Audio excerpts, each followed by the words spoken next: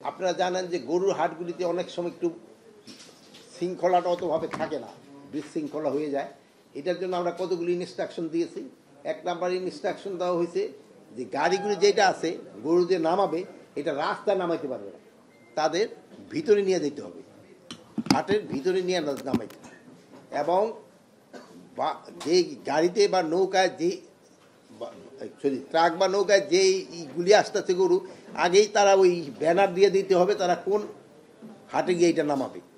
তা না হলে অনেক সময় দেখা যায় যে ওই টানাটানি শুরু হয়ে যায়, এই হাটে নিয়ে যেতে, এটা যেন না হয়, এটার জন্য বলা হয়েছে। এবং প্রতিটা হাটেই আনসার রাখতে হবে, প্রতিটা হাটে। তো আমরা একটা অ্যাপ্রক্সিমেট একটা বলে দিচ্ছি যে 75 জন, কোনোটায় হয়তো বেশি লাগবে, হয়তো কোনোটায় কম লাগবে।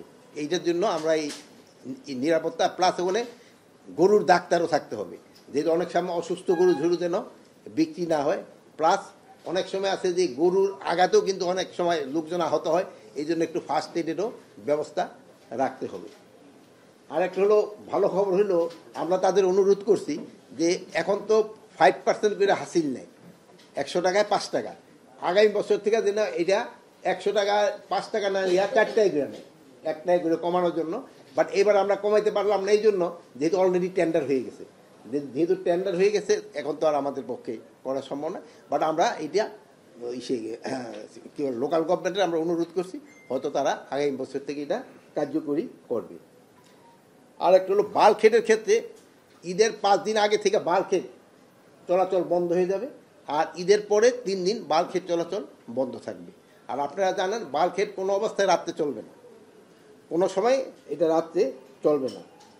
আর কোনো বাস, তারপরে আপনার জাহাজ আছে বা ট্রেন, অতিরিক্ত যাত্রী কেউ নিতে পারবে না। এটা শুধু মানুষের ক্ষেত্রে যেমন, তারপরে যে গবাদি পশু আনার সময় কোনো ট্রাক বা এই যে নৌকাগুলিতে আসে এগুলি যেন অতিরিক্ত পশু যেন না আনে, এই জন্য তাদের ইনস্ট্রাকশন দেওয়া হয়ে গেছে। এবং এটার ক্ষেত্রে আইন শৃঙ্খলা বাহিনী যারা এটা করবে, আইন ভঙ্গ করবে, তাদের এগেইনস্টে অ্যাকশন নেবে। আর একটা জিনিস হচ্ছে গার্মেন্টসের ক্ষেত্রে তাদের সব গার্মেন্টস এলাম বোনাসটা মে মাসের ভিতরে দিয়ে দিতে হবে। এই যে গার্মেন্টসের এরা আছে, এরা এগ্রি করে গেছে, এরা মে মাসের ভিতরে বোনাসটা দিয়ে দিবে। আর বেতনটা 1 থেকে 3 তারিখের ভিতরে তারা বেতনটা পরিশোধ করবে। আর একটা জিনিস হলো গার্মেন্টস শ্রমিকদের যৌক্তিক যে দাবিগুলি আছে এইটা মালিকেরা অবশ্যই তাদের পূরণ করতে হবে, যৌক্তিক দাবি।